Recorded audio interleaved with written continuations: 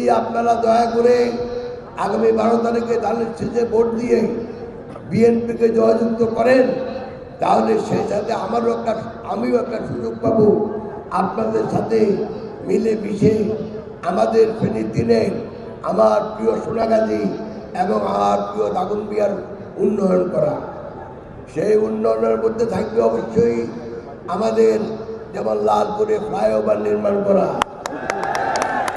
আমাদের নদী ভাঙ্গন রোধ করা, মুসাবু রেগুলেটর ঠিক করে নদী ভাঙ্গন রোধ করা, একই সাথে আমাদের সেচ ব্যবস্থার উন্নয়ন করা। সোনাগাজী দীর্ঘদিন থেকে গ্যাস থেকে বঞ্চিত, সোনাগাজীর সাথে গ্যাস কানেকশন। সোনাগাজী আমাদের যে কলেজ আছে সেটাকে আরো উন্নত করা, যাতে করে সেখানে মাস্টার ডিগ্রিও দেওয়া যায়।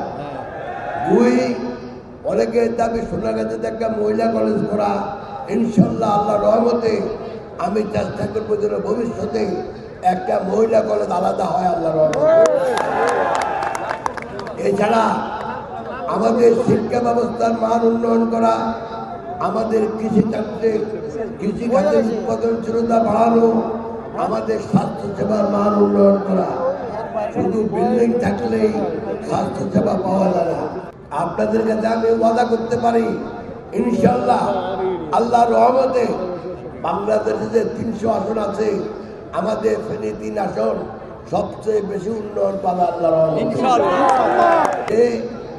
এই জনাব তারেক রহমান সাহেব পৈতৃক সূত্রে যে অভিজ্ঞতা পেয়েছেন, মাতৃসূত্রে যে অভিজ্ঞতা পেয়েছেন এবং দীর্ঘদিন বিদেশে থেকে উনি যে শিক্ষা দীক্ষা নিয়ে এনেছেন, সেটাই বাংলাদেশকে উন্নয়নের পথে নিয়ে যাবে ইনশাল্লাহ।